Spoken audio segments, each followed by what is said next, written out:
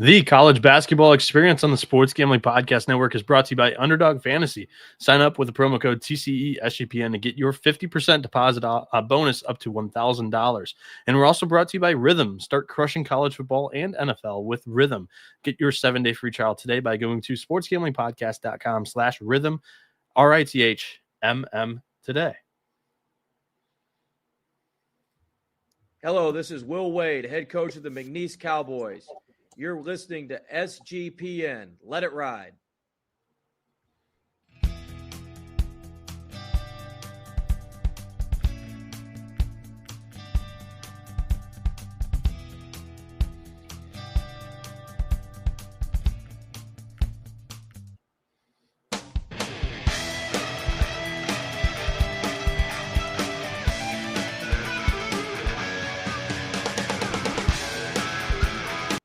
Yes.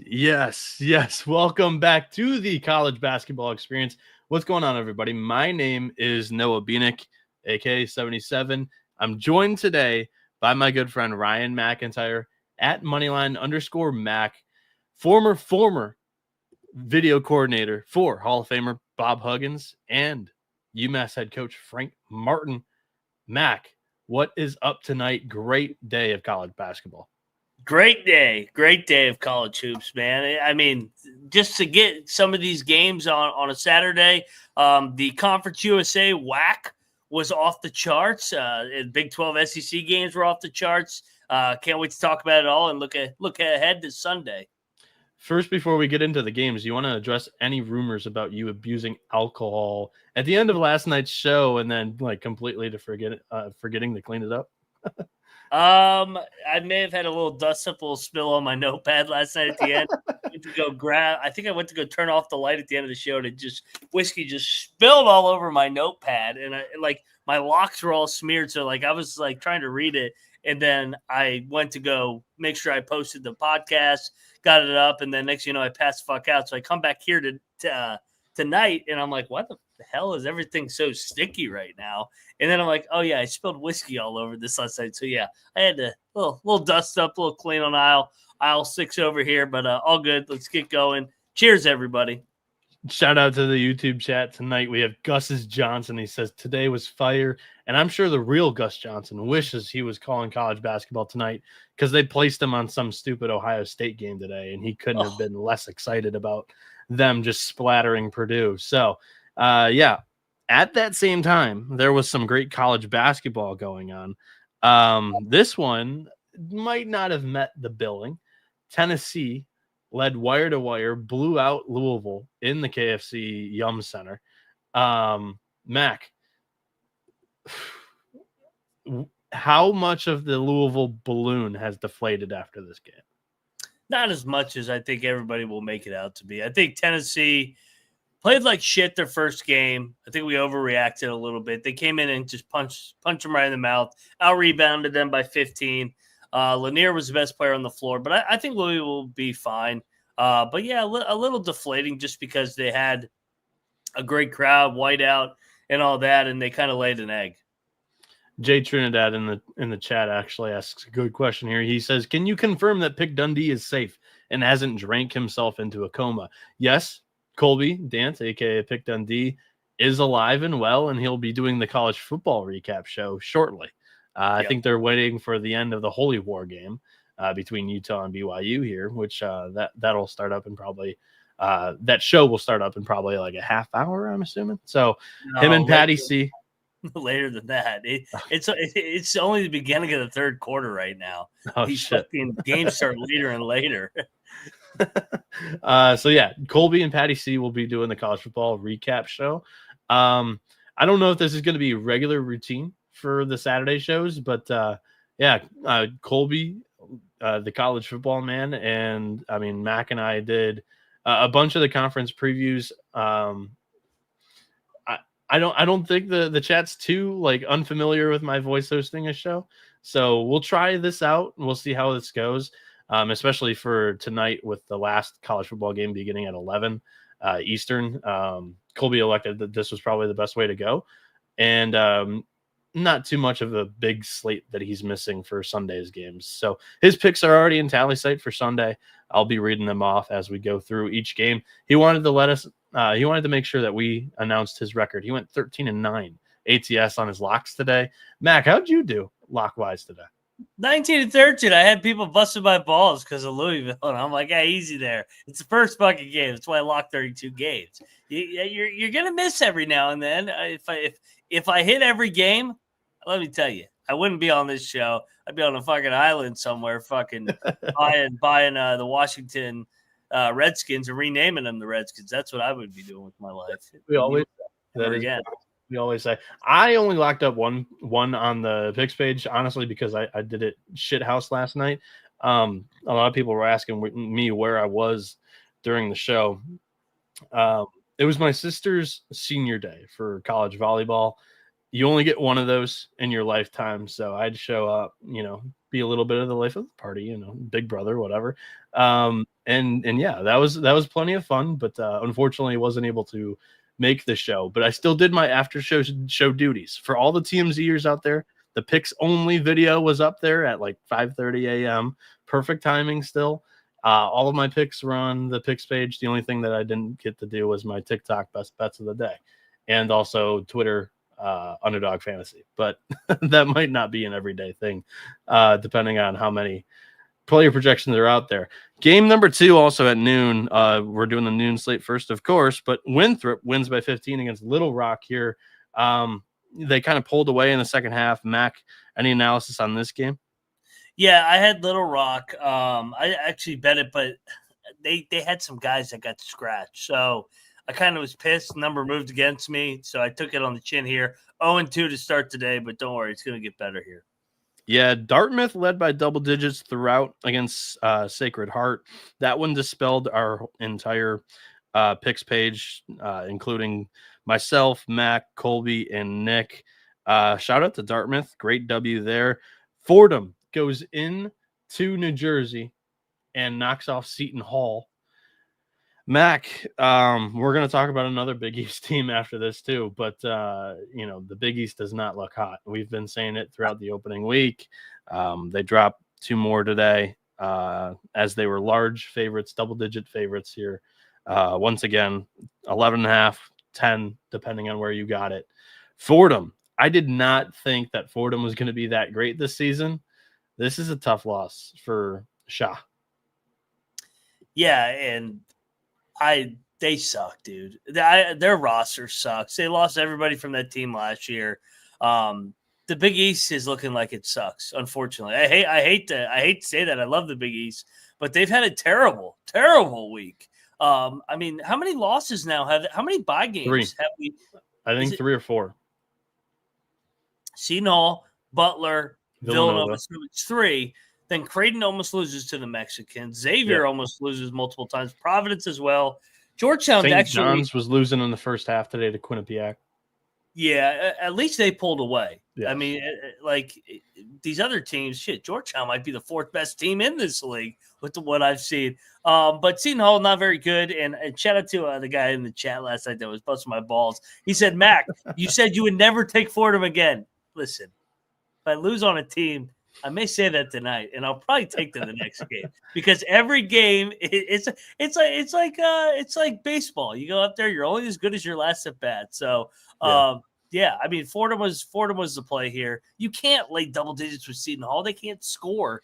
And Fordham back against the wall after kind of having a shitty opener. Good win for those guys in a little regionality matchup. Albeit, I didn't really think that they should have only gotten 3 bids last year. But these kind of performances in the non-conference early on in the year kill the amount of bids that you get at the end of the year because it weighs down the entire conference. Even if these teams are down at the bottom, then the Seton Hall and a Villanova and a Butler team that drop these opening week non-conference games, that brings down the quality of your conference and the advanced metrics that actually weigh in to the RPI and the net heavily. And that kills your conference, aka ACC. But this year, the Big East could be in that conversation. So not pretty to begin the season. Also, what was not pretty was Miami, Ohio in the last 4 minutes of the game against Wright State. Absolutely just brickfest at the end here against Wright State, who, doesn't really specialize with defense. The Raiders pull away late, 81-68 win over the Red Hawks. Anything on this one here? I bet Wright State. Hope you tail me on the pick page or the pick graphic that I put out every single time after the show. I talked about it last night. I was right there, and then I ended up pulling the trigger right after. So Wright State, man, when I'm getting two evenly matched teams, in my opinion, like I'm gonna take the 0-1 team that's more desperate than the 1-0 team. Miami of Ohio, great win earlier in the week at App State, feeling happy about themselves coming home. A little bit of a letdown. Wright State needed that game to get back to 1-1 after taking it on the chin. Clint Sargent's a good coach. He's been with Nagy forever, so great win, Wright State, and now they get to play some home games. Yeah, and Ryder unfortunately dispelled a double lock by a half point as Ryder wins 64-53 over Coppin State. Columbia beat Delaware State by 21, 83-62. Take your pick with either game. What are your thoughts here? I'm not taking Coppin State ever again until next year. Dude, come on. Like, that was a great handicap situational spot in terms of Ryder had just won a crazy buzzer beater shit show game at San Diego. Then less than 48 hours, they got a tip off at Coppin State with 3.5 people in the gym. And then Coppin State just, they couldn't make anything at the end of the game and sold. And I love when teams foul up or down. I love teams that foul when they're down 7 or 9, like they're actually going to come back. So they blow the cover, lose by 11, 10.5, get hooked. Fuck me. Really interesting game here. St. John's and Quinnipiac. Like I said, Quinnipiac was winning in the first half. On the picks page, I actually took the Bobcats. Everybody covered on the picks page for what it's worth. You three, including NC and Nick, got really good numbers on St. John's. This thing closed north of 23.5. I had it at 23.5. St. John's wins by 23. So everybody wins all around on the picks page here. Did you take away anything on this one? Like you said, they at least pulled away in St. John's case, so not too nerving here, right? I'm more impressed with St. John's the more and more I watch them, because when I know you're not in an ideal situational spot and you kind of go through the motions, I mean, you're not going to have your A game every single night. Like you play 30 plus games of these, but if you can still find a way to put it on a decent Quinnipiac team in the second half, I think that shows they have a level, what's the word, spurtability, as Clark Kellogg likes to say. Sure. I think it just shows that they have a high upside, man, that I think with Patino at the helm, they're the second best team in the league right now, and I don't even know if it's arguable. Yeah. UConn and then St. John's. I totally agree. Yeah, as long as I said it during the preview, as long as Fedor Zugic is not cleared by the NCAA for Creighton, I do believe St. John's is the second best team in this conference, with Creighton and Marquette right behind them, and then a little bit further, not too much further, but Xavier I have fifth, and it's just by default that there's 4 really good steady programs in front of them, and Xavier's just gonna show that consistency, and that also that they can stay healthy for an entire season. So High Point, the one of the couple sexy mid majors this preseason, they hold off Jackson State. I was the only one that took the Tigers on the picks page here. They were catching 20, north of 20 some places. That was a little too rich for my blood, and they covered by like 10. So they only lose by 9 here.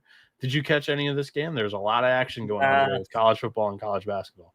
I will admit I was a little limited in the noon window with the TVs. Everybody, I got the 9-10 TV setup. But when the Mountaineers were on, I did isolate one of my TVs so I could yell at that fucking game for 3+ hours.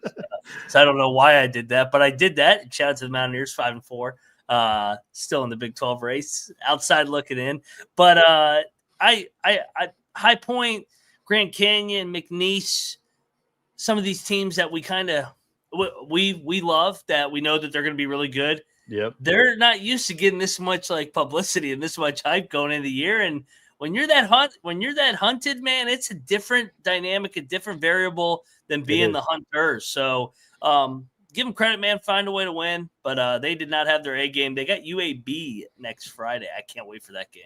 Yeah, you talk about lack of availability, and you also mentioned isolation in that word blob about your TV setup and screens.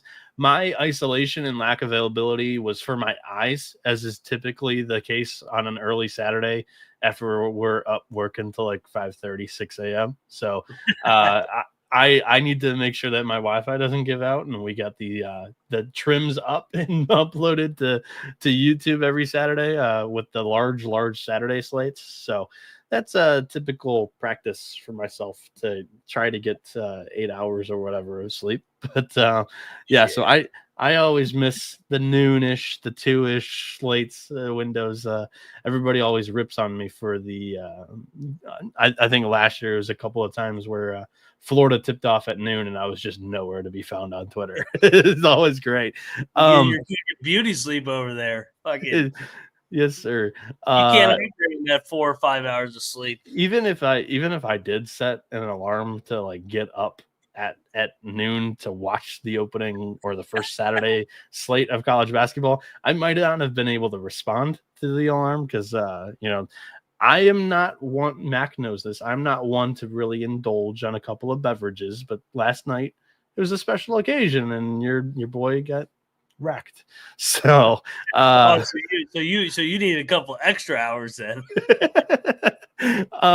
We want to thank you guys, the listeners, the viewers, for going over there on the Spotify, specifically the Spotify platform, and giving us 5 stars, because we are in the top 50 globally in sports. So that's all thanks to you guys. We're very appreciative. Week number 1, top 50 sports podcast. You guys make the engine run over here, and we're very grateful that you guys have given us this platform to just have some fun, throw a nightly party, give out some picks against the spread and on the money line for every single game of the college basketball schedule the entire year. It's not going to change. It hasn't changed. Colby was doing it 7 years ago. He added us 3 years ago, and we're going to keep this thing going and reach even more new heights. So yeah, if you haven't already, click subscribe and click like on this video. First off, click subscribe on YouTube if you haven't already, because only you guys can help us stop corporate gambling from taking over the world. Honestly, independent is best when it comes to these things. And who supports us most is Underdog Fantasy. They have one of the biggest menus for all sports: NFL, college football, college basketball, MMA, NBA, NHL, NASCAR, and there's plenty more. You can use specials and boosts on all flexed entries. Sign up today with the promo code TCESGPN to claim your special pick, plus first-time deposit offer up to $1,000 in bonus cash. UnderdogFantasy.com, promo code TCESGPN. And we're back here on the College Basketball Experience. Noah Bieniek alongside Moneyline Mac, the former video coordinator for Hall of Famer Bob Huggins and Frank Martin. Mac, next up on this, this isn't the same old toothpaste. It's a little old, a little more dried out this season. As Drexel just kind of wrinkled it up a little bit. When the tube's getting a little light, you kind of fold it up, squeeze the most you can get out of it. They had Colgate in the blender for most of this game. They were up by double digits throughout the second half. The Dragons, who I honestly thought was taking a pretty large step back in the CAA this year, they handle the toothpaste. They used the toothpaste today. We were targeting the Patriot League in some preseason futures, Mac. How good you feel? How do you feel about Colgate? I'm kicking myself that I didn't end up betting Drexel. I talked about it, like Colby wanted to bet Colgate, and I will say I talked him off. I said, dude, I'm telling you, Colgate is not the same Colgate this year. So, but I wasn't sold on Drexel. I know Spiker, he's a good coach, but they didn't bring back a lot either. So I wanted to kind of just see this one play out. Dude, Colgate's got some issues. They're super young this year now. He's a really good coach, so I think they will be right there still to win it. We still think Colgate has a shot, but it's much, much more competitive this year than it has been. They're not on the Vermont level, although stay tuned. Vermont took it on the chin a little bit tonight too. What happened there too? Oh yeah, that was one of they got beat up from that Auburn game, and it was just a little bit of a recovery against Merrimack. We'll talk about them, but yeah, I mean, Gary Kay saying the line was fishy. I agree. It was speaking that Colgate is not to that level, and the books were probably expecting to take some Colgate money at a low number. I'm sure they did, and I'm sure they won, and they might win early quite a bit here. What are you going to say? Went up to 4. Colgate was laying 4 at the tip. It was like Drexel -1 last night. It was. I was watching. I was like, what? Why is everybody betting Colgate? I'm sitting this one out. Yeah. Dude, the reverse the line move is, I'm telling you, man. I don't know what groups are moving these lines lately, but they have been getting their asses kicked in college football. If you just blindly faded the line move this year, you're kicking ass. And then college basketball a couple times as well. You just sometimes fading the line move, groupthink is the way to go. It has been an interesting follow for a lot of those big plays that have moved over a possession. Mm-hmm. I'd like to know the tally on that, because I would say this for the ones that moved over a possession that weren't north of 20 already, because those seem to be the ones that are milking right now, that we're milking right now. Those are all mine. That's why. Because I say, go get it before it goes to 30. Those are the cash cow plays right now. But Toledo goes into Huntington, West Virginia, and they win outright against Marshall. Great win for the Rockets. You called this last night, locked it up. I was actually on the Thundering Herd here. I went against my Rockets for once. Did you catch any of this one? And just kind of what are your thoughts here? I tuned in a little bit. Second half was more score watching, just because I think it was tipped off at like 2 or 3. So it was like right in that between the 12 and 3 o'clock football games as well. It's a good program. Same thing I just said about Wright State. They lost a tough opener. They're gonna nut up here and find a way to get it split on the road. They don't drop 2 in a row on the road. That's not what Toledo does. So good job, Coach K. He always finds a way at Toledo. Tulsa murdered Arkansas Pine Bluff 103-80. Depending on the number, how early you got this. This actually had a line move pretty good too. In favor of Pine Bluff, but the first number didn't really even cover either. Longwood beat Morgan State 84-68. They destroyed the Bears. Morgan State might not be too hot this season. VMI starts 2-0 in a college basketball season for the first time since 2014. And Mac, you lunatic, locked this thing up. They win outright at Bellarmine. Yeah, that one guy fucking tweeting at me didn't fucking mention that VMI won outright as a 10.5-point dog. Dude, who is Bellarmine? I love Bellarmine, but they should never be laying double digits. Never. It's freaking, I mean, just watch him. It looks like me and you out there. Pass, pivot, layup. They run 30 seconds off the shot clock. How about VMI? Andrew Wilson. He liked this team, I know, to a certain degree when we had him on. They're limited, but I think he's doing a good job there, trying to maximize what their limitations are. So shout out to VMI. That's a game ball worthy at the end of the show. 100%. LaSalle curb stomped Lafayette 81-60. They cover that spread by double digits. Mac, another double lock was dispelled by the Omaha Mavericks going into the barn where you guys were shitting on me for that take during last night's show. It's a hockey arena, not a basketball arena. They're going to fuck you up when you go there this winter. Minnesota was asleep finally. They didn't drill one of these bye games. They've been fucking teams up over the last year and on opening night. But real quick, how about my boy Fran Dunphy 2-0? Yeah, there you go. Good plug. It's the non-con, and they've played some shit cans, so that's what you're supposed to do. Clean them up. That's not what the Big East is doing. So hey, give yourself some credit. Mac, we can have a conversation, right? Just me and you. Mm-hmm. East Carolina's not good this year. We need to put this out there. We can listen to the saxophone and have some fun, but the Pirates are not going to be a great team this year. No, I don't know if you got to that part of the episode. He played the whole song and then he ended up taking Coastal. On the picks page, he's got ECU. Oh, he probably did it just for his pride, but maybe he did that because he didn't want to go against ECU, but he was not betting ECU. He was not confident. Dude, they're not good. I mean, don't get me wrong, man. I want ECU to be good, but they're a very average basketball team. At least they won, I guess. Yeah, they hold on. They were 12.5-point favorites. They win by 4 at home against the Beach Chickens there. This Old Dominion thing is going to take a little bit longer than I thought.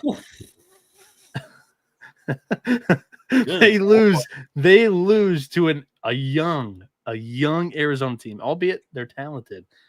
A young Arizona team demolished Old Dominion today, 102-44. Ouch.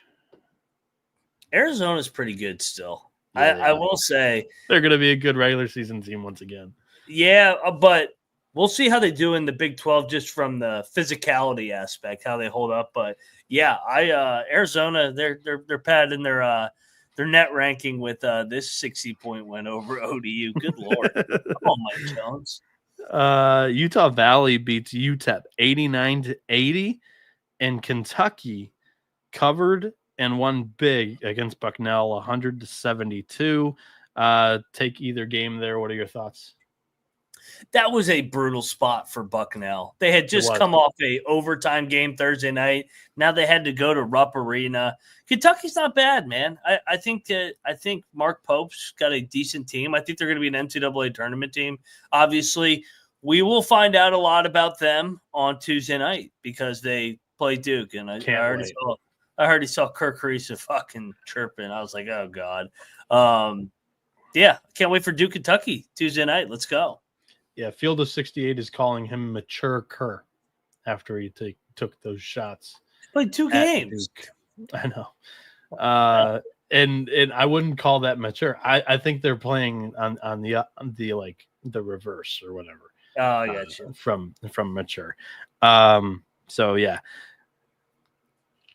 By the skin of your guys' teeth, you get the cover of Canisius against St. Bonaventure. Bonaventure gets the revenge from last year's outright loss at home to the Golden Griffs. This was a 4-way pick, double lock from last night's show. 4 people on the picks page, including myself and Nick, had Canisius. We barely get this thing across the line. Mac, did you catch any of this game? Also, the Fairfield double lock from last night against Georgetown comes through as G-Town wins 69-57. Your thoughts on either of those double locks there? Another fate of the Big East comes true for us. Yeah, it's Canisius is an auto play against St. Bonaventure for whatever reason. They always cover against them. It's that little upstate New York battle. Yeah, they do have their number, it looks like. Yeah, another big game for the freshman Thomas Schorber. The freshman class this year is outstanding. We'll talk about more freshmen throughout this slate, but just a lot of really talented freshmen in college basketball this season. Yeah. And hopefully it's a sign to come that the game is getting a little bit younger once again, rather than the 5th and 6th year seniors from COVID. So this is the last year of the COVID seniors, and there's less of them than there has been in previous years. And I think it's showing because a lot of freshmen are breaking out early here. Kansas State only beats Cleveland State by 13, 77-64 final score. My alarms are flaring a little bit. I have this team on code yellow, not quite code red yet, but I just watched Michigan destroy Cleveland State by 50 the other night. Sure, Cleveland State could have gotten up a little bit more after getting their clocks cleaned, but I just think that they could have pulled away, and they didn't. It felt like they were on the verge the entire game, but never did. So yeah, K-State they got an upcoming couple big games. I think they got LSU, and then they got a preseason MTE, and we'll see how they fare. Did you see the start of this season going this way? for your boy Jared Calhoun. They've put up 100+ in both games so far. I think they're averaging. What are they averaging points wise to start this season? Because yeah, I'm pulling it up right now. They have put up 101 and 103 in back-to-back games, averaging 102 points here. Blowouts of Alcorn State and Charlotte. Charlotte, pretty good defensive program. They hang their hat on that side of the ball. And in his second game, puts up 103 on one of the best defenses in the American Athletic. Yeah, big time start right now. I mean, coming off the Sprinkle era, the Ryan Odom era, the Craig Smith era. They've won whoever's been in there. Calhoun looks perfect for the job, like we thought he would. And they're padding their resume here where they're gonna have a shot to be an at-large team. I know it's early, but I mean, when you blow out teams, it helps your net. Yes, it does. Lipscomb gets an impressive home win against Wofford, who I like their returning pieces, but Lipscomb looks like an early favorite for, yes, they have one loss to a high major, but one of the best mid-majors with a loss already this season. Look out for the Bison this season. This was a double lock on last night's show. What made you guys like this against the Terriers? I think Terriers are supposed to be pretty good this con. I think Wofford's overrated. Really? I think everybody kind of crowned them a little bit with just all their returning production. I don't know how good they really are. And Lipscomb's a wagon, man. They were down 4 to Arkansas with like 10 minutes the other night. So yeah, we love Lipscomb. They were only laying 3. I know, but like what? Still, I mean, Wofford, they do have some good returning production, and Corey Tripp's a great player, but I was a little surprised to see a double lock on this game on the picks page. Troy beat New Orleans 78-61 early on in the day. And then Marist wins in your place of residency, right in your backyard. The Red Foxes beat the Spiders 79-72. Richmond loses outright as a 10-point favorite. Mac, you can talk about Troy. You can talk about Richmond losing to Marist here. Take your pick. I ended up betting Marist on the picks page. It's Richmond's going through a lot of transition from last year's veteran group, and Mooney. His teams, when they're younger, on the younger side and new pieces, it takes a minute to get them going. So Marist, we liked them a little bit in the MAAC as well. They were the better team. They controlled that game and held them off at the end. So a good win for the Red Foxes here in the RVA. Yeah, and Mac, this was a double lock on last night's show. They lose outright at home. They were the dog, but Memphis goes into Las Vegas and wins 80-74. Were the preseason dumpster fire talks about the Tigers program sent a little bit too early this season? I mean, they did this last year where they started batching shit. Man, sure. I felt like Vegas was the right side. They led for a majority of the game. They had a 5-6 point lead with like 8-9 minutes left, and they couldn't get a stop down the stretch. That was probably one of that game probably was the most frustrating loss for me today, just because I thought they were the better team. But Memphis made the plays down the stretch, stole that game, and you got to give Penny Hardaway credit. That was a good week for them. Fall down double digits against Missouri, find a way to win, and then do it out there west in Vegas as well. Yeah, I don't know what you want to call it. This was like the smelliest game on last night's slate. I think you guys labeled it. Norfolk State wins outright against James Madison here. Great call by both of you. This was a double lock and a lock battle against NC Nick on the picks page.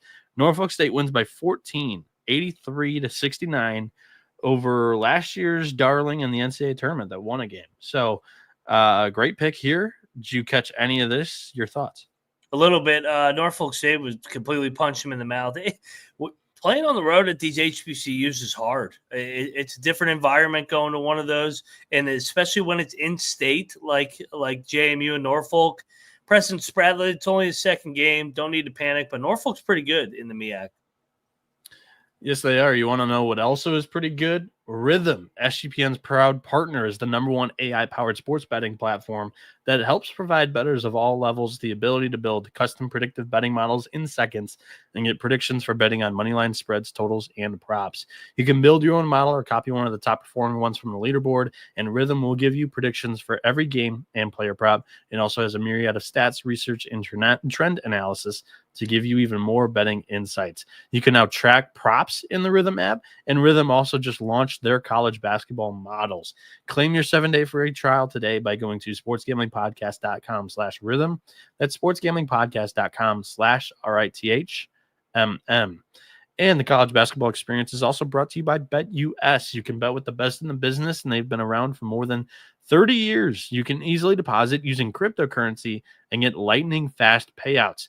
You can go to sportsgamblingpodcast.com/BetUS. That's sportsgamblingpodcast.com/BetUS. Code SGPN so they know we sent you. BetUS, America's favorite sportsbook. And we're home free today on the college basketball experience. Myself, Noah Bieniek, and Ryan McIntyre, a.k.a. Moneyline Mac, here with me. And we're going to finish up recapping the November 9th college basketball slate from a fire Saturday of CBB action. Where did we leave off here? UCSB destroys Portland 94-53. Louisiana Tech pulls away from UT Arlington 92-77. Providence curb stomps Stonehill 76-49. Middle Tennessee goes into Abilene Christian and wins by 23, 79-56. Take your pick on any of those blowouts there. What are your thoughts? The Middle Tennessee game was out of nowhere. I don't know if Colby ended up betting Appalachian. He locked it on the picks page. Did he? Oh God, I that line stunk. I was on the Blue Raiders for what it's worth. There you go. Well, I did not bet this. What were the other games that you said? Ohio getting by Asheville. No. UCSB destroying Portland and Louisiana Tech pulling away from UT Arlington. Dude, Louisiana Tech's good again. That was another one. Nicely done. Merrimack, they beat Vermont by double digits, 65-51. You locked up the Warriors against the Catamounts in a log battle against NC Nick here. First off, I must not have been cohesive during listening to this part of the show. What was your sales pitch on locking Merrimack against Vermont after Vermont just got their asses kicked by Auburn? And your thoughts on this game, because this is a little bit surprising to me. Well, it was their third game of the week already, and Merrimack, like they're striving to be a Vermont program, so like this is going to kind of be a Super Bowl for them in the way. And I just thought Vermont. I don't think Vermont's as good as maybe we crowned them after the UAB game. UAB went like 0 of 20 from 3 that game, so maybe taking a step back. I know Auburn's really good, as we found out again tonight, but I just think Merrimack's not a bad program, and they were getting 6 as a home dog. I took it, regionality, and easy. They fucked them up. They led double digits the whole game. Yeah, this is not promising to see if you were hoping that if you were one of the spare people out there in the country that were rooting on Vermont to be like a 12 seed in the NCAA tournament this season. That was not the result that you were really looking for. Another result that, I don't know what really to make of it. Florida State only wins by 8 against Rice. The double lock gets through from U2 last night in another lock battle against NC Nick on the picks page here. Sorry to be outing NC Nick on what maybe looks like a rough day here, but the Owls, they cover, and your thoughts here. But I mean, I felt like Rice was the right side. It was around about 4 to 8 point game for a majority of the game. I think Florida State got up to like 10 or 12 at one point, but Rice has improved under Lanier. They have some guys in They Florida do. State. I'm still trying to figure them out under Leonard. Oh, so you've been talking to me about this program for most of the preseason. I laid the points with them. You took the points with the opposition. Wichita State wins by 20 against Montana State here. Yeah, I was just a little bit surprised that I was on the Shockers here and you weren't. It's a lot of points, but they fuck it. I mean, they just won that big game at Western Kentucky. I thought it'd be a tight game against Montana State because, I mean, Montana State looked good in the opener. But, yeah, Wichita absolutely team of the week in that league other than maybe Memphis. They are a top 4 team in the AAC from what I've seen. Maybe top 3. Ohio wins by 6 against Asheville. I think this one dispelled. Yeah, everybody was on Ohio on the picks page. Tip your cap to Asheville for keeping that one close, but Ohio still gets the home W. We're going to get into a really good stretch of games here, but first we're going to touch on UConn as they destroyed New Hampshire 92-53. Your thoughts on Ohio or UConn in their games? I was surprised Ohio didn't blow that thing open. It felt like they were right on the verge, but they couldn't get away. I didn't watch 1 minute of the UConn game. I was not wasting my time watching that shit. I don't need to watch them beat New Hampshire by 40. So good win, Dan Hurley and the Huskies. When did they start playing real games? I don't know. They got to have a good non-con. I think they've got to have quite a few coming up here. They play Memphis out there in Maui. In about 10 days. So here we go. Baylor outlasts Arkansas in one of the best games today. Honestly, Mac, I wasn't too impressed by either team watching this. I thought that this was just a little bit of an offensive struggle between two teams without a great defense. Like at times, Arkansas was leaving shooters wide open for Baylor, and at times Baylor just let Thiero, they're pronouncing it Thiero. I don't know if it's Tiero or Thiero, but when he was at Tennessee. But Adu Thier went off in this game, and he just had open lanes to the basket all night long. So I'm not impressed by either one of those two teams, in my opinion. Your thoughts on this game as Baylor wins by 5? They cover. This was a double lock for you and Colby on last night's show. Yeah, good bounce back. That's what good teams do. You get embarrassed, you find a way to get bounce back and get a good win over a top 25 team. I thought Baylor's zone was pretty good. You're right. Yeah, it looked good today. It didn't look good against Gonzaga, but they didn't play zone against Gonzaga. Oh, I was seeing tweets. Yeah. I was seeing tweets that Gonzaga shredded the zone. No, maybe they did it a little bit in the second half when the game was already gone. But I didn't see them play that zone against Gonzaga. It was the new one or his old 1-1-3. I think they're going to get better in that zone. I mean, Omir and Roach are grad transfers. They're used to playing in a different system. So just more and more games, I guess they'll get better and better. I'm not worried about Baylor yet. I want to see another 5-6 game sample size with this group. Arkansas, I think, is actually going to be all right, man. I think that they're still – just like Baylor, they got a lot of new faces trying to find their identity. I mean, Cal's teams usually do get better throughout the year.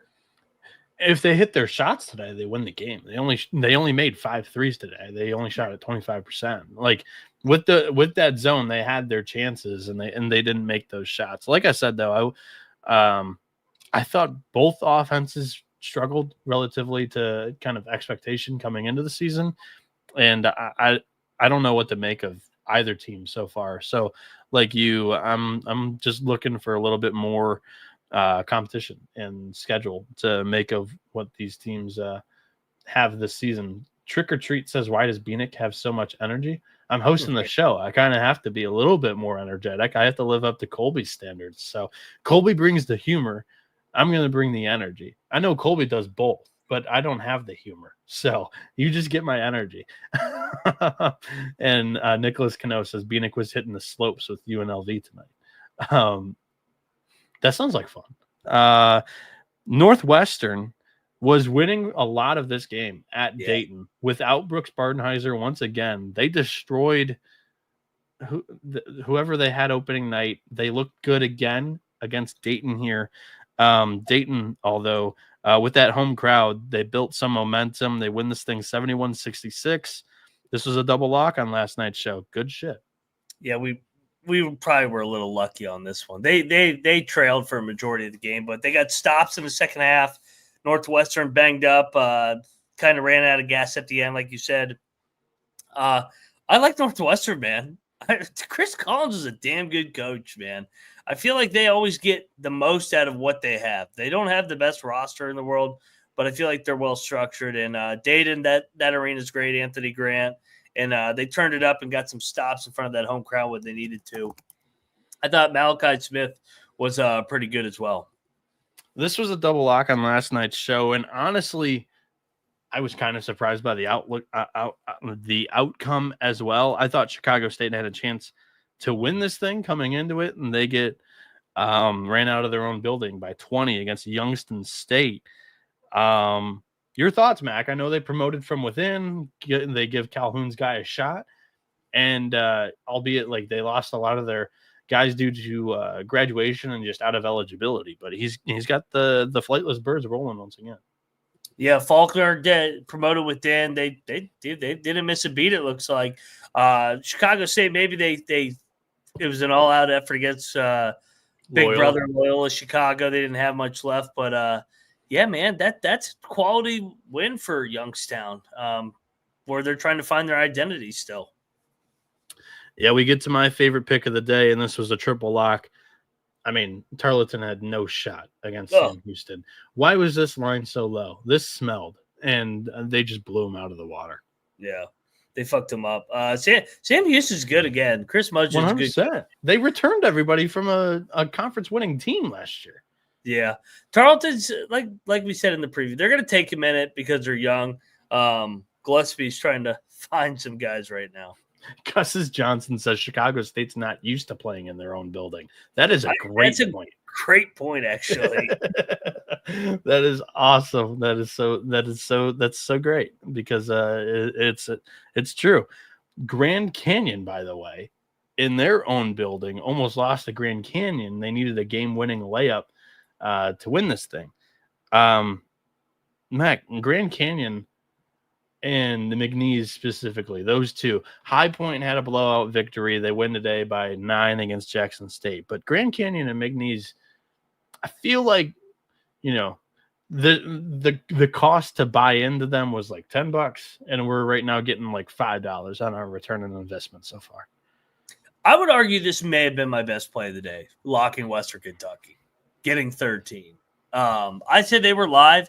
Western Kentucky's good. They had a disappointing opener against what we know now is a really good Wichita team, and they came back with all those vets from last year, and they were ready to go. That place was absolutely rocking, and they end the game on an 18-6 run. So Grand Canyon did not play well, but they found a way to still beat Western Kentucky. I still think that speaks to how good Grand Canyon is, that they can play shitty against a good team like Western Kentucky and still win. But like you said, man, it's harder for these teams that get crowned all offseason to blow teams out night in and night out when teams like Western Kentucky have good players too, and they're ready to go for them. So great college basketball game. Fantastic. And no, Damani, Bryce Drew is not overrated. What?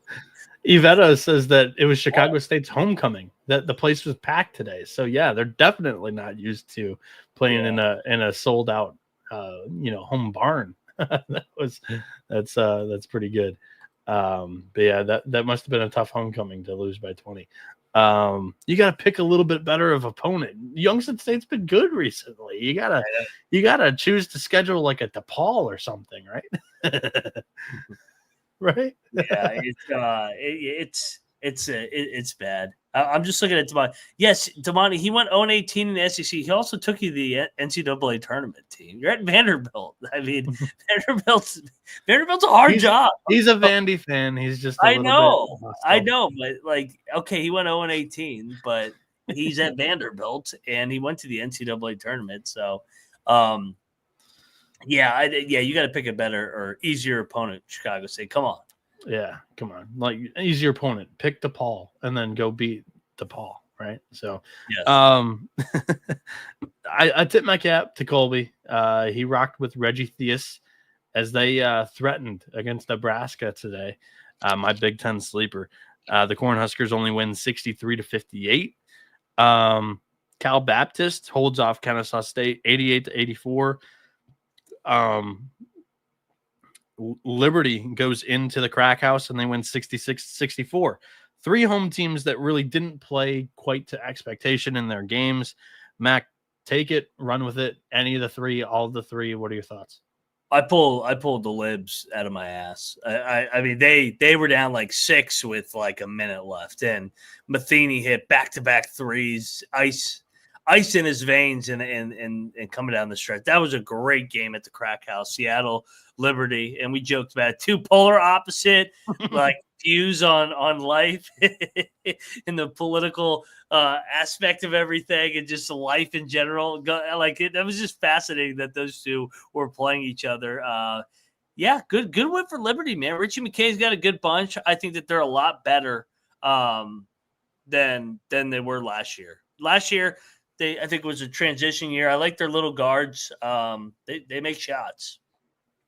Southern Utah missed the cover by 1.5 on last night's double lock against Florida International, the Fighting Pitbulls. They kept it close enough. They lose 80-75. You guys had this at -6.5. Fuck Southern Utah. They fucking blew that game. They're up double digits the entire fucking game and shit the bed down. Couldn't make their free throws. Yes, I do have locks in my ass. Yeah, I picked this next game outright. Nevada. They take down Washington. They cover the 6.5 against those Huskies. Good win for Nevada. Mac, here's my statement. I didn't know that when the Big Ten was going to expand, that we were going to have Washington, UCLA, and USC all drag down our advanced analytics and these power ranking stats like the ACC and the Big East. I didn't know that these additions were going to be ankle weights to this conference. It's going to end up, I'm not kidding you, it's going to maybe end up in, Big Ten not having as many bids as we used to. But none of those are bad losses, at least. Losing to New Mexico on a neutral is not a bad loss. Losing at Nevada is not a bad loss. Now, if like somebody had dropped like the Cal Poly game, then I'd be like, oh, what the fuck, man? You pick up your shit. It's more of just poking fun at it, but still, it's like, come on, new guys, pick up the slack here a little bit. But yeah, Nevada, great win by them. They kind of rebuilt the thing. They lost 3 seniors from last year's team, and they have it rolling under Alford right now. So. By the way, double lock with Colby. I was surprised that you were on the same side with him on an Alfred game. I talked him into it. He was hesitant. I go, come on, man.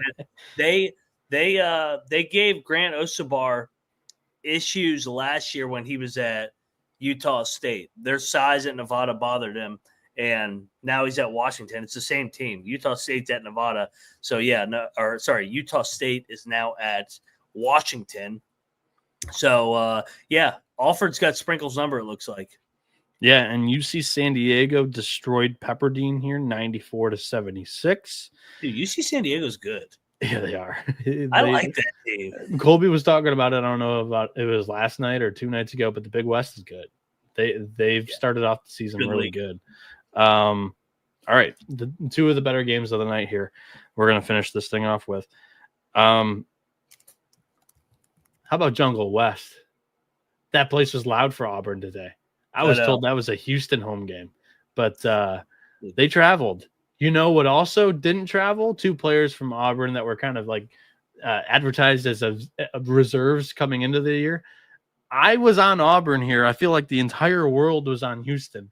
I was like, guys, you got rid of the 2 problems. Everybody's going to talk shit about them as they're being left in Auburn. They'll be like, well, what were these 2 clouds doing? Let's go out and let's win this game. Let's show them that we don't need these guys. By the way, there was one clip of Ja'Kai Howard, I think the kid's name is. Yeah, he's a clown. His teammates are draining threes left and right, and he's just sitting over there in the corner on the wing, just like disappointed that they are just blowing the fuck out of Vermont. Like, dude, we don't need you. And honestly, this was my take going into it. I was like, that just means more playing time for the studs on Auburn. Bruce Pearl doesn't really play the guys 30 minutes like other programs in the country.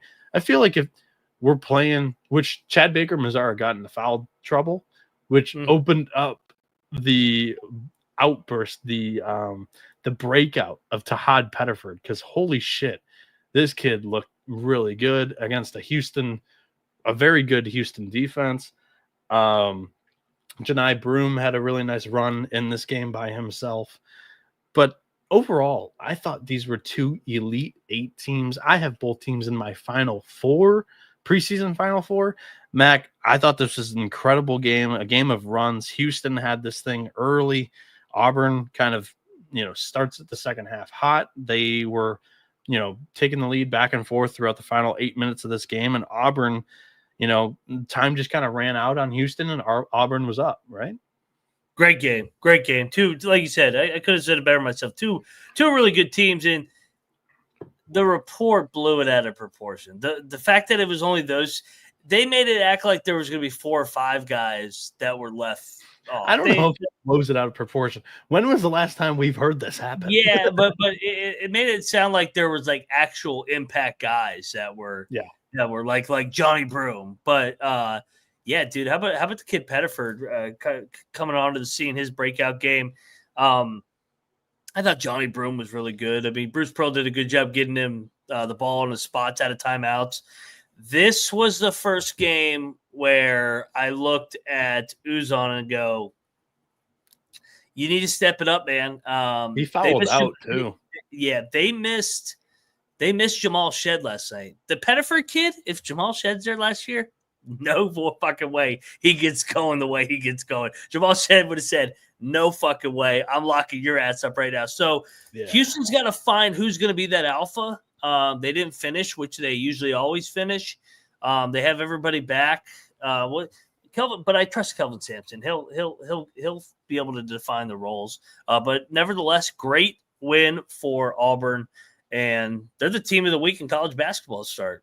Blowing out Vermont and then beating Houston. Biggest news story as well. They are. Yeah. They got stuff too. Yeah, they're good. I mean, there's that one guy that was busting my balls in chat. I fucking have Auburn in my top 10. I mean, I like Auburn. I just thought Houston was better, but they didn't finish. They blew a 10-point lead. I'm just saying, like a thing like that rallies the group of guys. If the other guy, if the problems are isolated, which Bruce Pearl left them in Auburn, so great job all around there, and they got. If you look at what you had today, they have tremendous depth already. You don't need those other two pieces. You just beat a Final Four contender without those two guys. I don't think you need the problems on the team. Read the room, get rid of them, whatever. They won't get rid of them, but they'll be humbled. You humbled their ass when you beat a top 5 team and go, if you do that shit again, you're fucking out. Out. You also know what humbles a guy? 36. That was a drill that my coaches used to run in my 6-hour classes in high school. 36 line touches in a day, because I don't think Pearl probably had the opportunity to beat the shit out of this kids cardio wise after this scenario, but he's going to make the team hating those two guys in practice, because you can't really run them to hell when there's a game against Houston in 12 hours, but they're going to have that. They're going to have that experience come Sunday night, I think. The last game of the night here, San Francisco goes into Boise, or actually, no, they were at home. Sorry. They win this thing by 11 against the Broncos. Really impressive performance here. Dagenhart still had a day, but the Dons, they get an outright victory here. This was a double lock by you and Colby last night on the Broncos -3. And San Francisco wins by 11. Impressive stuff by the Dons. in game 2 after they looked vulnerable in game 1, right?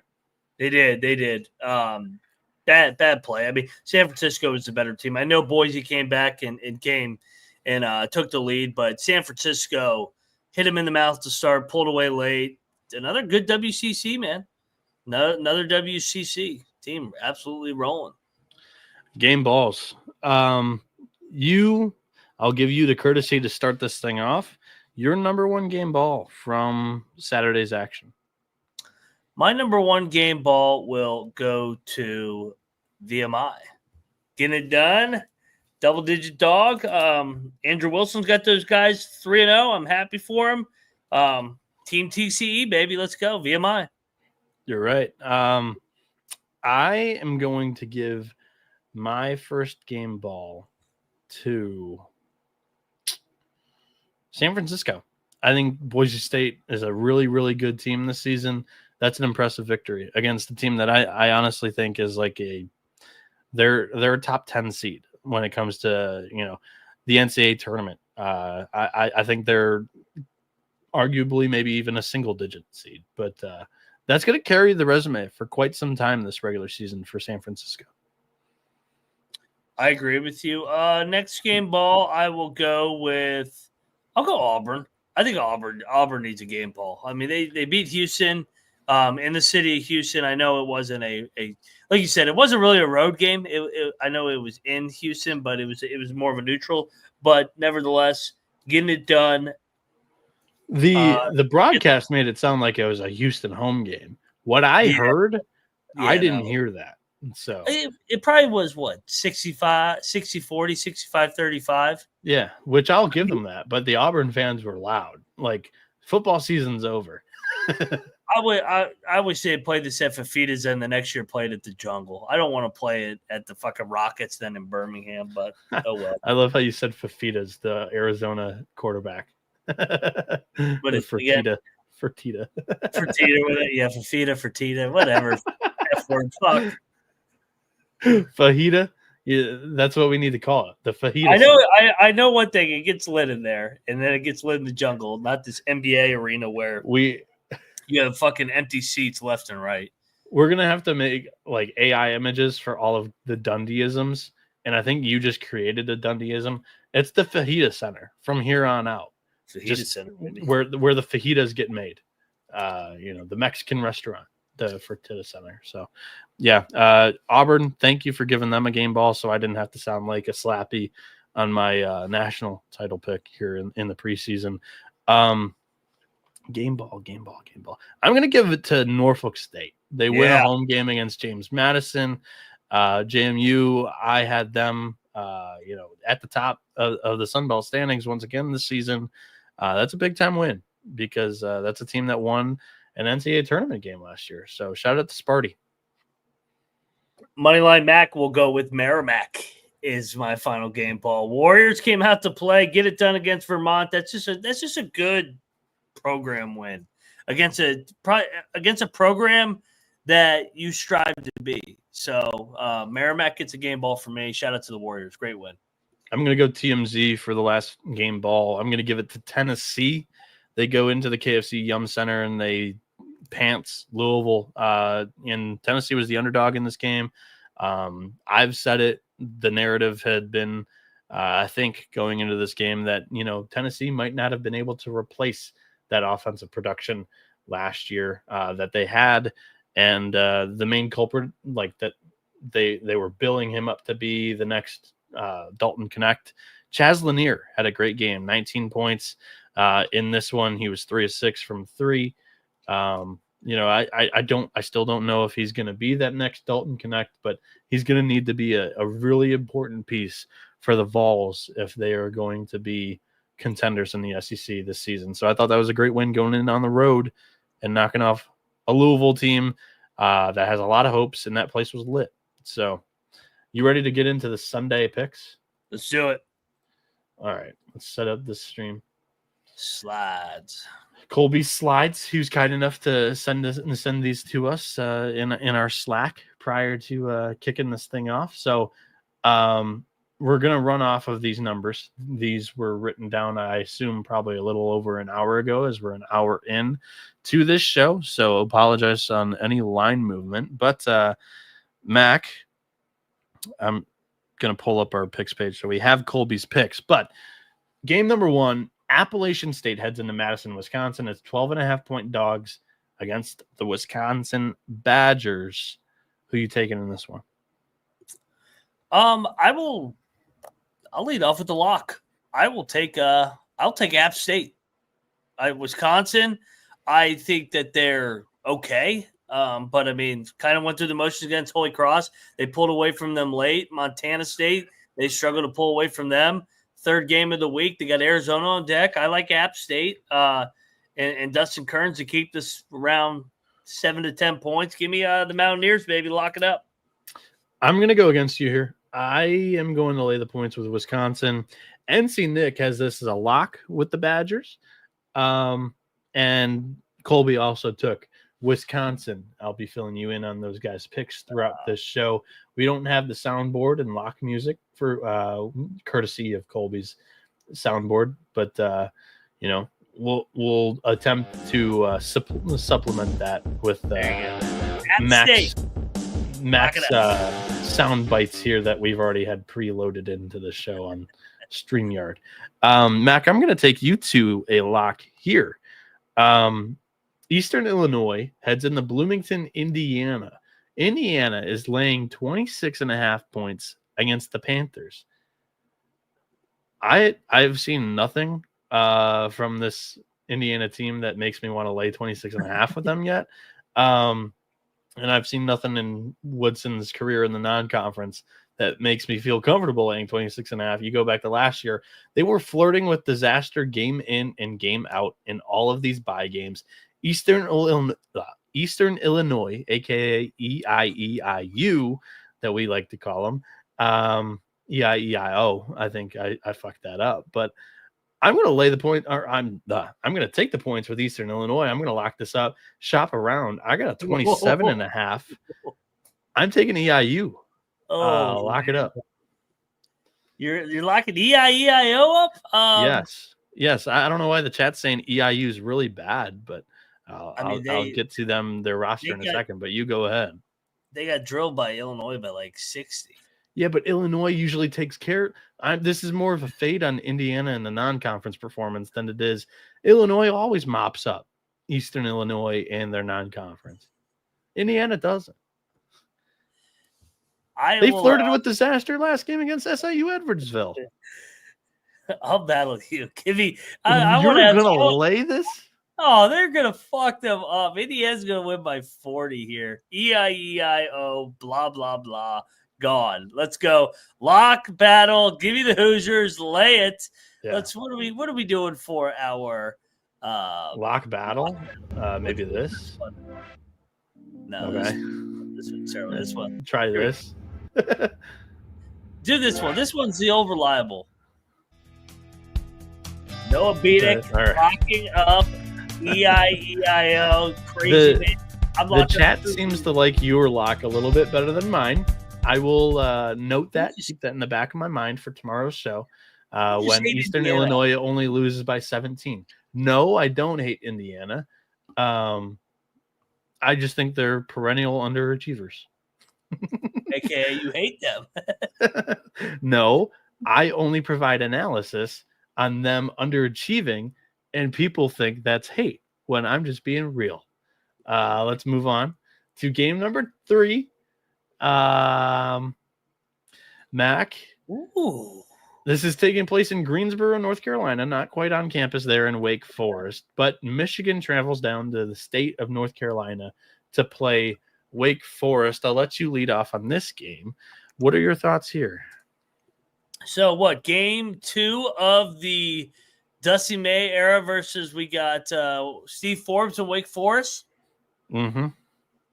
The wrong team's favored. I'm locking Wake. I don't think Michigan's there yet. Yeah, I'm trying to research something. So if you wanted to run a little bit longer on why you're doing I can that. do it. I like Wake's veterans. I don't think that they played well in their first 2 games. I think this is a get up spot here where they got to have a really good non-conference resume win, things that they've struggled with in the last couple of years where they've been on the wrong side of the bubble. I think Forbes and company they're farther along in their program than Michigan. This is a tough spot for Michigan, in my opinion, in game 2 of the Dusty May era. If this was like year 2 or year 3, I think the rosters are pretty even for the most part. I think, Yeah.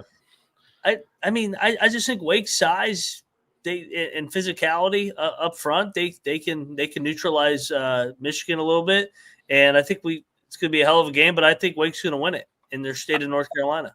I was trying to pull this thing up because I don't want to be wrong when talking about something as heavy as this, but this is on the schedule and this is a cancer care game.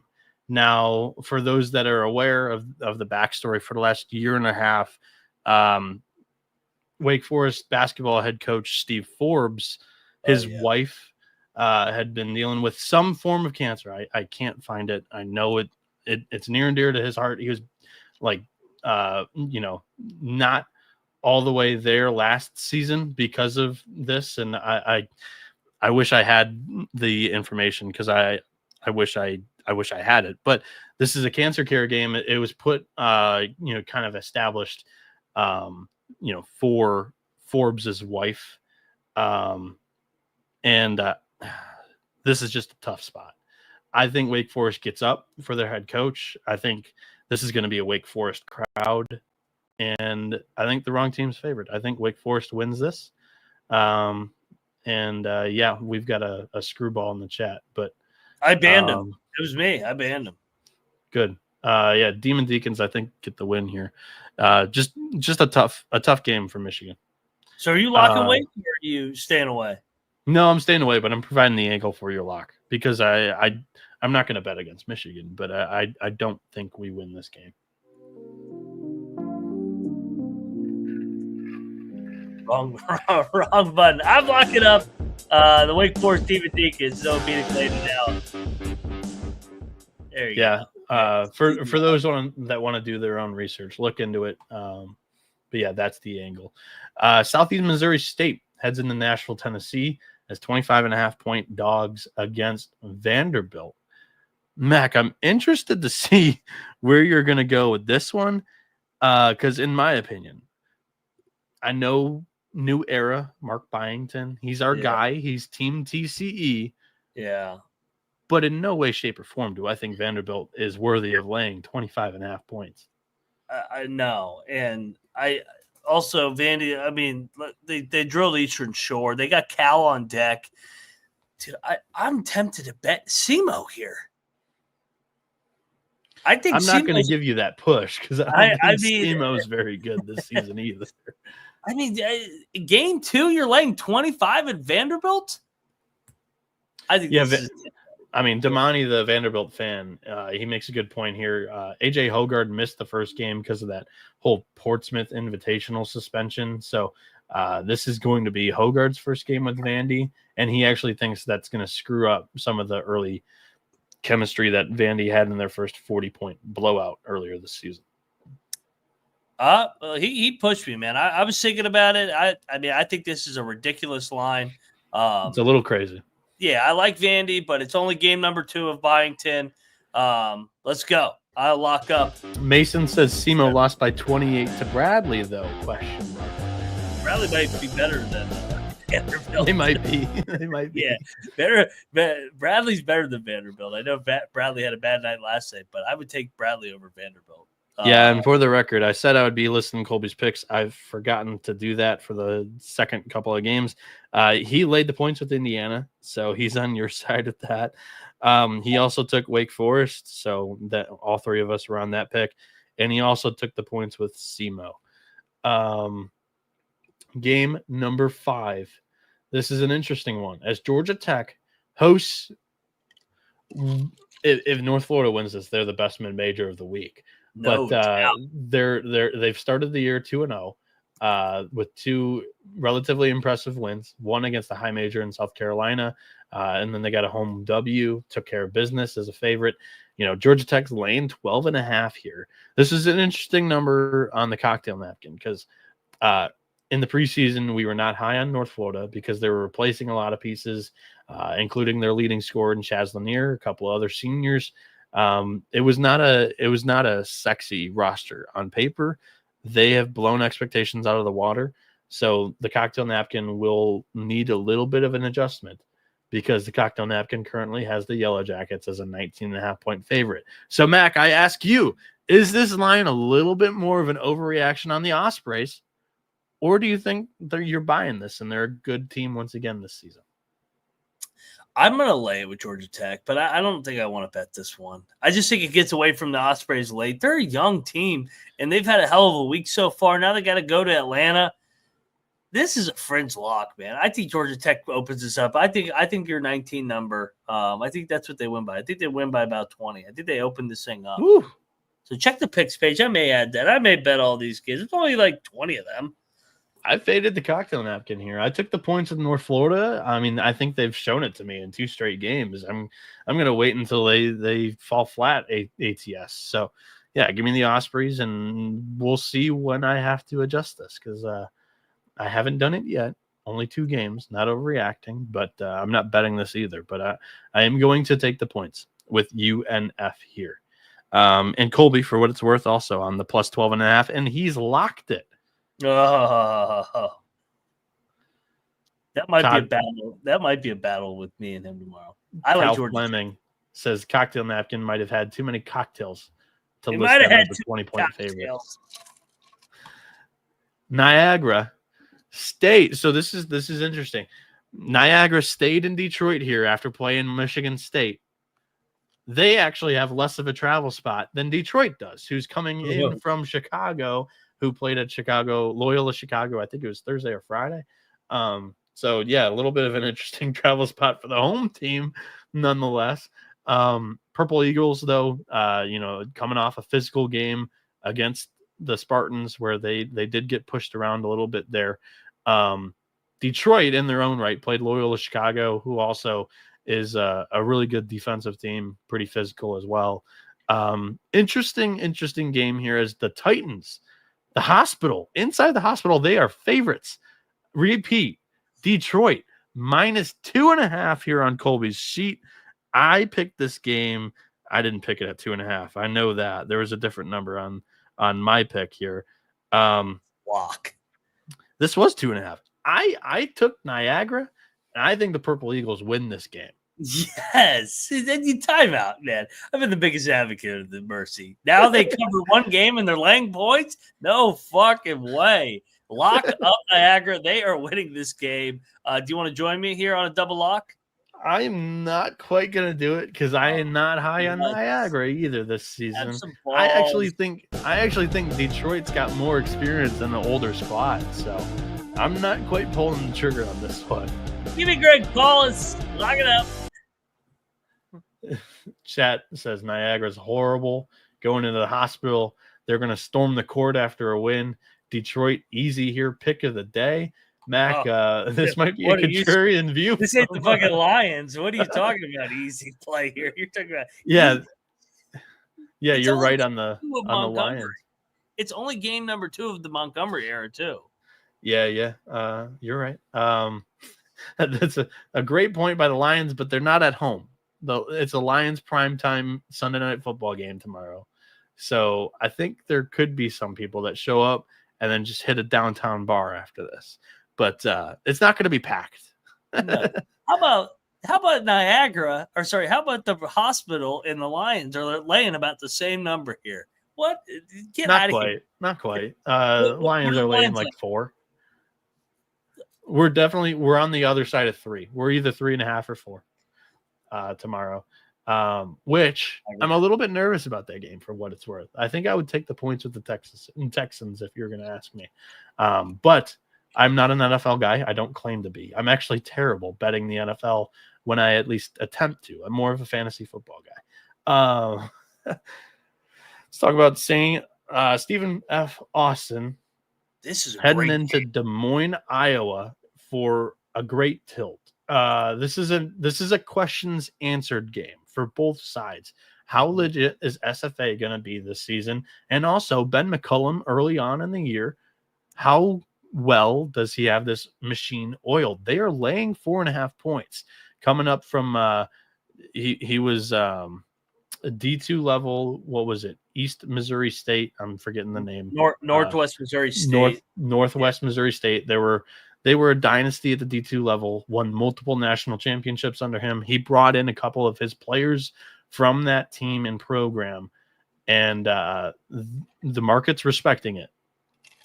Mac, where do you take your respects in this game? Because Colby has locked the Bulldogs. I'm on the Lumberjacks, but I'm not betting this just because I want to see both teams play. A lot of moving pieces. I like both teams.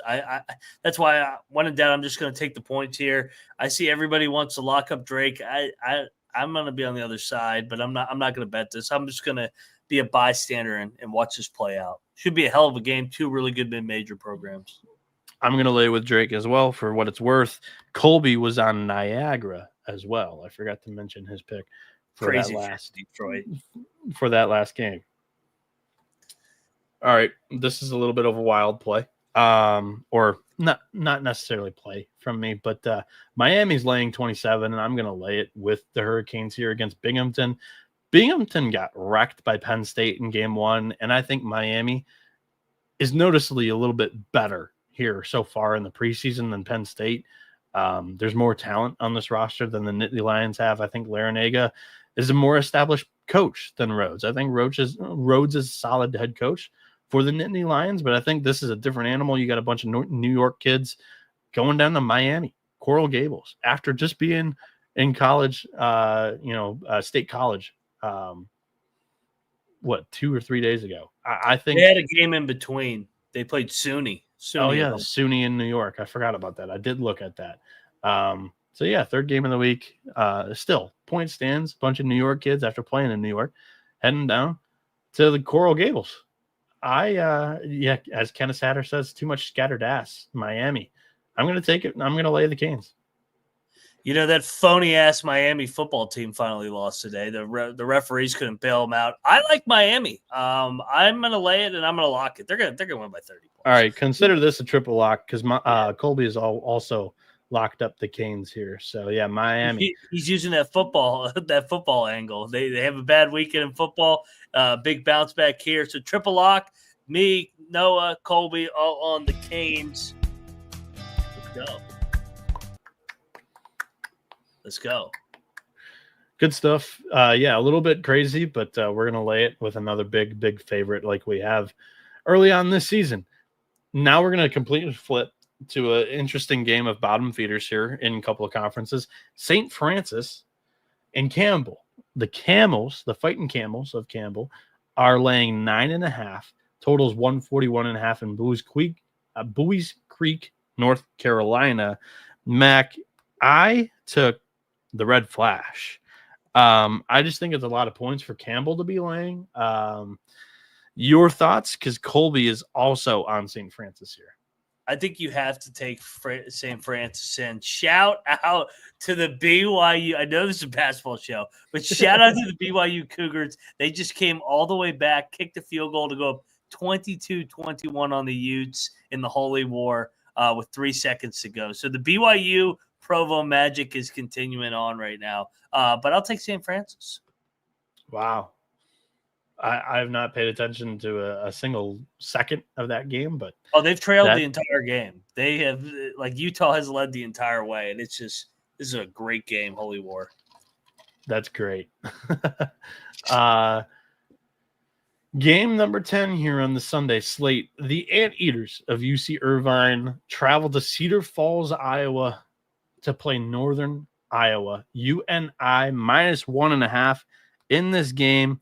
And Mac, I'm going to lay it with the Panthers. I think this is a rough travel spot for Irvine. They just played in LA on Friday. Now they head out to Iowa. How are you getting to Iowa? What airport are you using? Probably O'Hare, which is a nightmare. And then you got to travel in by bus. to Cedar Falls, Iowa. Good luck. Yeah, lay the point. This is a fringe lock for me. I'm locking Northern Iowa. Like you said, they just played Friday late night. Now they got a Sunday afternoon game in Cedar Falls coming over from LA. And Northern Iowa was really fucking good. So give me the Panthers. Pull away here. Lock it up. Let's go Northern Iowa. All right, I'll lock it with you. And we're going to make this actually a triple lock because NC Nick is on the UNI Panthers as well. You're buying in finally, the Panthers. Oh, don't consider this like year long. I just think it's a rough travel spot for UCI. Game number 11 as Harvard wants to be a real American. Are the rumors true here? Ivy League, are they buying into the American society? Interesting. They head down to Washington, D.C. to play the Eagles of American University, where Americans laying 1.5 points, total 139.5. Mac, I like the continuity of American here. I'm going to lay it. Colby also -1.5 is his pick here on American. Your thoughts? What are you going to do here? Sorry, I was watching the Fumblerooski game. Fumblerooski final play of the game where they were trying to throw a bunch of different laterals. This is a fascinating game. You got Harvard, American. I know we've been high on American. I think this is a good spot for them here. I think coming back home, I think this is fringe lock as well, man. I like this slate on Sunday. What do you? Should we lock this? I don't know if I'm willing to lock it, but I like the continuity that American has. They returned 4 starters from last year, 7 guys that played double-digit minutes from a season ago. Sorry, 8. Check that. 8 points. 8 guys that averaged double-digit minutes a season ago. Dwayne Simpkins looks poised to have American near the top of the Patriot League this year. Elijah Stevens returns, senior point guard. 5'9" little guy who put up 12 points per game, 5 assists last season. I think American wins the game. I think they cover, but not comfortable enough for me to feel like locking it here. Maine heads into Providence, Rhode Island to play the Brown Bears. Are you on the cocaine Black Bears or the cocaine Brown Bears side here? Brown is laying 3.5. I am laying the 3.5 with Brown. I think this comes down to which team has the more talent on the floor in a close, kind of mucky game. Give me Keno Lilly Jr. and Brown to get it done in the cover at home here in Rhode Island. How about your thoughts? Brown's a fringe lock as well for me. I think Brown, they lost that tough opener against Siena. I think they bounced back in a big way. I'm not high on Maine. I know they just played Duke and they played Maine Fort Kent the other night, but I think Brown is a better team. That's not even a fringe lock for me. I'm locking the Brown guys. Brown guys, baby. Let's go. All right. Colby is also on the Bears for what it's worth. No lock for him. No lock for me. He's hating on my guys from Brown. Princeton heads into Boston to play Northeastern, and the Tigers are laying 6.5 points against Northeastern. I am going to lay the points with Princeton. I think game 1 showed me quite a bit on what to do with Princeton this season.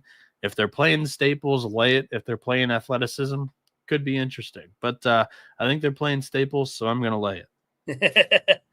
I mean, from the situational spot, though, Princeton's had a hell of a week, though, Noah. I mean, they beat Iona. They beat Duquesne that third game. Now they got a road game at Northeastern. I'll take Northeastern, but I'm going to stay away from the lock just because it is a little bit of a tough matchup. But I think it's a tough – I hate the situational spot for Princeton here. No bet. All right.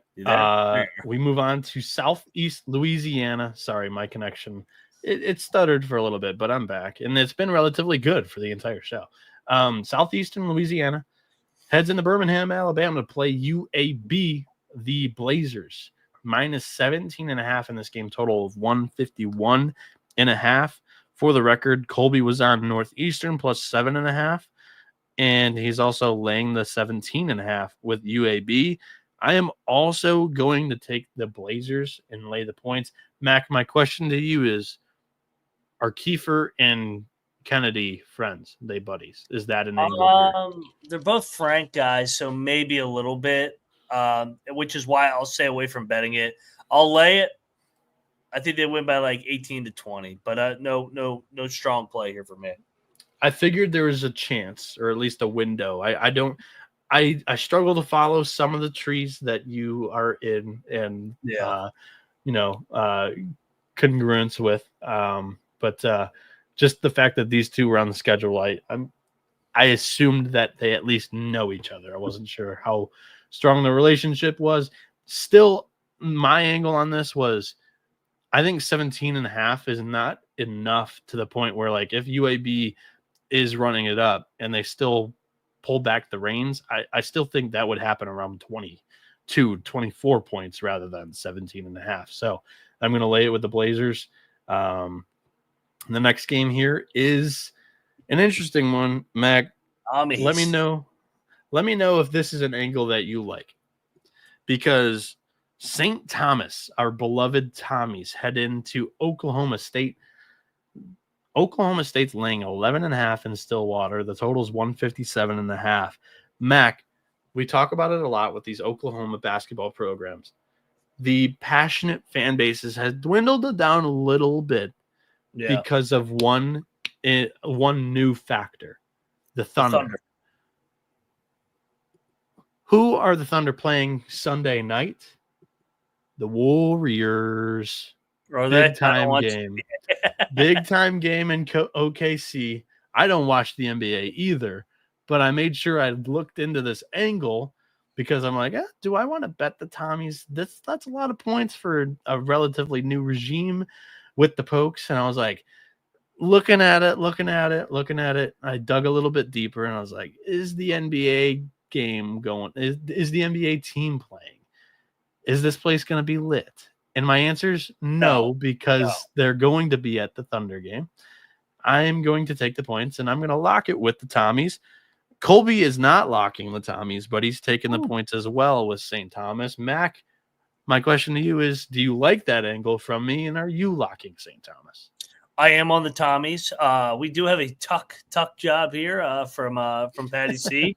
An early season tuck job. Yeah, they both play Green Bay. The Tommies beat the shit out of them up north at Green Bay.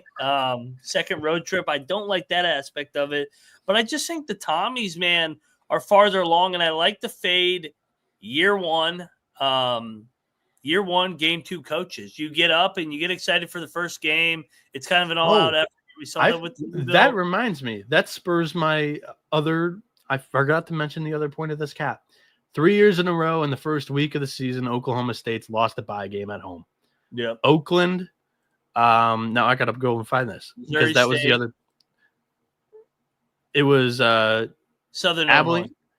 Abilene Christian, Southern Illinois, and Oakland. 3 years in a row, they've lost the first week bye game at home outright. St. Thomas outright is my play. Lock it up, 11.5. I think they win the game. I think Oklahoma State's going to win because Lutz is coaching and not Boyden. So I think that's where I differ with you. But I think it's a single-digit close game. So I'll play the music for a double lock on our Tommy. Next up. It's a relatively good pushback, I would say, without Boynton, but we'll see about Steve Lutz. It's only game 2 of his tenure as well. This is a great logo from Georgia, by the way, that Colby included on the Bulldogs. I don't know, but Texas Southern, also a pretty that's an active logo, as I like to call it. They head in Athens, Georgia. Georgia's minus 15.5 in this game. Mac, the football season might have just ended Saturday. How enthusiastic is the Bulldogs fan base about the basketball game against Texas Southern here? Well, they're never enthusiastic. They're still in the playoff, though. I mean, they still got some work to do, but Third game of the week. I think it just feels like the sky is falling. That's mainly what I was saying. Well, yeah, you know how they are at Georgia and Alabama and all these schools and LSU. It's whenever you lose one, it's just like the sky's falling. Georgia is a fringe lock for me. What do you think? Really, I'm on Texas Southern. I'm going to take the points with them. I thought they looked pretty good against Marquette the other night, and I don't think Georgia's as good as Marquette. All right, check the picks page. Georgia fringe lock. All right, so I just completely just pushed you off the edge and to the position where you're like, okay, won't lock it here on the show. Okay. I think Mike White's been pretty good in the bye games. He kind of pads his stats in the bye games, and then they suck in the SEC. That's another angle of mine. They do good in the sleepy spots. They tend to take care of business. Yeah, I just think Texas Southern does enough to cover. I don't have them winning the game. But yeah, give me the Tigers here. Tennessee State plays Wyoming tomorrow, where the Cowboys, the Pokes, are laying 8.5 points. Now, I do think this line is off. When I was using our good friend's tally site, the best odds for this game were 9.5 points. So this is catching some steam, and I agree with the steam. Tennessee State played an overtime game at Elevation against Colorado State on Friday. Now they're playing another game at Elevation here against Wyoming. This is a smash spot for me on Wyoming. Sundance Wicks, early in his tenure, I know, but I think this is a tremendous spot, a scheduled loss for Tennessee State, just an opportunity for them to play another game and fill up that schedule with 31 games. Give me Wyoming, and they lay it on the Tigers here. I had this circled as one of my locks. Yeah, it's a bad spot off the Colorado State game. Less than 48 hours in overtime, so extra tax on those legs. Wyoming drills them in Elevation. Yeah, Hasty's saying he's seeing 10. Like I said, that 8.5 does not exist anymore. I know that for a fact because maybe I moved it up a little bit. There you go. But yeah. Next game, Alabama State at LSU. The Tigers minus 18.5 here, 151.5. Sorry, excuse me. I just belched. You just die on me? Their football season also ended in brutality yesterday by the hands of Alabama as the Crimson Tide rolled into Death Valley and they killed off the live tiger that they had on the sideline. Yeah, I mean, I think this is another campus without a whole lot of mojo in this one. I am going to lay the points with LSU because I don't think Alabama is too much of a threat here. Mac, your thoughts on that analysis in this matchup? LSU, I keep saying this on these big ones. I like locking them against the HBCUs. These are tough travel spots. LSU it's a hot seat coach that needs to pad his win total. And real quick, you pulled one on me. We started talking, we circled it within football. Now it's really making sense why you're really anti-Indiana today. It's starting to add up why you're extra jabs on the Hoosiers because the Hoosiers in Michigan may have played a football game today. I wasn't expecting Michigan to win that. But exactly. So you're even more pissed off that they hung in there. They were right there to get the 2 point. That was a little aggravating that we had coaches that didn't know how to use timeouts today. But, you should call Miami fans. Mario Cristobal's been doing it for years. His dumbass took a timeout out of the 2-minute warning. So, yeah, Sharon Cristobal over there is your head coach. So. No, I'd prefer to be an Oregon fan and establish that there is an issue and get rid of it relatively quickly here. But kind of like Mario Cristobal, Michigan is recruiting to the best of their abilities and honestly the best they've ever had in my lifetime. And Sharon Moore, for all the hate, he did beat Ohio State, Penn State, Michigan State, ran the table at the end of the schedule last year. He's done it before. I think that if you give him a team that wasn't put together at the last minute after Harbaugh left, after some pieces hit the portal, that they have a chance. But, it was bare bones coaching staff acquisitions, bare bones players filling holes. We didn't have a quarterback this year, unfortunately.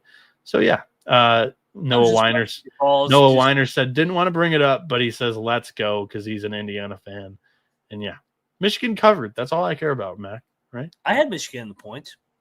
Cincinnati, baby. All he does is win. Just ask him. I wouldn't agree with this. Brandon saying Michigan sports is in a state of disarray. We're going to have a top. You're doing all right. Yeah, we're doing okay. We're going to have a top 3 baseball team in the Big Ten. We have a top 5 nationally ranked hockey team. And the basketball team is going to be okay this season, I think. I don't have them winning tomorrow's game, but I think Dusty May is going to have a really fun team this year. I think they'll score a lot of points. Let's move on from Michigan and Indiana talk when we were previewing the LSU basketball game. And let's talk about a game that I have a lock in, Arizona State against Gonzaga. Mac, the whole if a college team plays 3 games in a week, they're going to be tired. Angle doesn't spur a whole lot of, I guess, encouragement on me to play the other team. I don't think it moves the needle enough for me, in my opinion. What moves the needle enough for me, in my opinion, is having 2 games under your belt already, and a great tactician like Mark Few, on the other hand, being able to dissect that video, that tape, from a Arizona State team that got mollywopped in the preseason by Duke. You look at Santa Clara and whoever Arizona State played in the first game, the talent level is nowhere close to Duke. Gonzaga is going to be one of the closest teams that you do get to the talent level of Duke, and I think they run Arizona State out of the building. Your thoughts? This is a lock by me. You're locking 18.5. What's this, by the way? This is not a real number right now. I think it's gone up. Yeah. What's it at right now? 21. I got it. I bet it at 19.5. Okay. But I'll come back. It's 21. You're looking at the best odds page on Tally Site right now. Our good friends over at Tally Site. 20 and a half now. All right. I still think it's a great angle. You give Mark Few 6 days off from opening night, plenty of time to go over the tape for the Sun Devils, who don't look too promising here early on. And the win for the Sun Devils against Santa Clara may have thrown a few people off their scent, but I'm seeing them 2020 with these brand new glasses. I had the Sun Devils against Santa Clara along with you. That was a great call by you too, but Arizona State's phony piece of shit. No, I still see 19.5 out there. You can get 19.5 at Bet365 at least. That's maybe not the only spot that has them at 19.5, but that's where I'll point the listeners to if you have that book offshore, which they were a former sponsor of ours, so I have it. Pick your book. Battle. Give me Arizona State, man. What are you doing here? Dude, they won by 40. Everybody's telling them how good they are. They're playing. This line is ridiculous. Who won by 40? Gonzaga. They took care of business. This is a letdown. This is a letdown spot. They're going to win by 12. Mark Few's son played 2 minutes the other night. They're not smelling their own shit. Oh, yeah, they are. Everybody's crowning them the national champions. Arizona State's not as bad as we're making it out. Yeah, they had a bad scrimmage against Duke. Then they went and they controlled the game start to finish against Santa Clara. Arizona State plus 20, lock it up. It wasn't a bad scrimmage. Come on, Arizona State. Backups blew out Arizona State. State. Fucking preseason game. It's a First preseason game in the kennel, too, from Ryan Hastings in the YouTube chat. He likes it. Clark Townsend says this is going to be 20 by tip. That's not a huge step. It's only 19.5 right now. But this thing is going to close larger. If you want Gonzaga, I advise you to take it now. And I think they're going to cover it easily in the Kennel's home opener. Gonzaga wins by 13. They control it, but 20, too much. Too high. Arizona State, let's go. That's what I think you are right now. Too high. You were too high right now. Dude, you were crowning Santa Clara the second best team in this league. They just fucking dominated their ass. I took Arizona State. I think there was overreaction there on Santa Clara. They're getting an overreaction on Arizona State. I'm seeing 2020 with this bullshit Arizona State team. All right. Get out of here. luck. And for what it's worth, where is this at? Colby locked Gonzaga as well. So All I'm how do you saying feel? is using Duke as your handicap is dumb as shit. No, I That didn't doesn't use matter. that as my handicap. I'm using my thoughts on Arizona State, and I'm using that to back it up. My thoughts on Arizona State going into the year was, hey, they have some talent. They're a mid-major all-star team. You know what Gonzaga has? A bunch of seniors that are ready to run the table in the non-conference this season. And I think they do it. I think they blow Arizona State out of the water because they're not on the same talent level. We shall see. Give me the points. Plus 20. Sun Double Devils. lock with Colby on my part. He's on the big- Zags. Let's go. Big 12. No, that's why you're doing this. No, Okay. Yeah, like, no. They're getting 20. No, getting this 20. is a MAC going with the Big 12 here in the non-conference. I think you're we crazy. just for found up a lying. new angle. No, I think you're crazy for laying 20 here. I'm They not just the won only by- one doing it. They just won by 40. Everybody's laying it. That's why I'm saying this is a. That's why public I'm saying test. get in on it now before it goes north. I'll just wait and take Arizona State. I think they're going to lose by 12 to 13. We're picking it at whatever. This number doesn't even exist anymore. We're picking it at 19.5 or 20 on the show. 20, You're yeah, getting plus 20. I'm getting minus 19.5 for the show's purposes. You could say you played it at 25 or whatever this closes at. I just said I and think they're maybe going to win you by middle 12. it. If I think they're going to win by 12, it doesn't matter if it's 19 or 20 for me. They ain't winning it by 12. Okay. Arizona State barely survived against Idaho State. Idaho State almost won against Arizona State the other night. That's what I'm basing this play off of, not Duke in the preseason. It's my notions and analysis on this Arizona State team has never wavered. All right. Good luck. All right. One of the final games of the day. I think this is the penultimate game of the day. Cocktail Napkin has this thing at 32 for what it's worth. On the slide here, it's 34.5. I don't know where it's going to be by the time this game tips off. Might be a little bit more north. Creighton's laying 34.5 here on the show against Fairleigh Dickinson tomorrow. Mac, how much of a wake-up call did the Blue Jays get the other night against the Mexicans? I would say a good amount, but they're kind of banged up. So I think I'm going to take Who is? Creighton.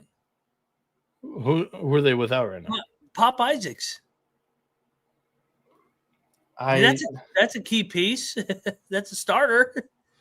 Yeah, sure, but and if he comes back, it'll be his first game. I'm not running to lay this one. I'll take the points. I'm not gonna bet this one. Yeah, I'm also on the points. Colby's laying it with Creighton for what it's worth, but I'm on fair dick.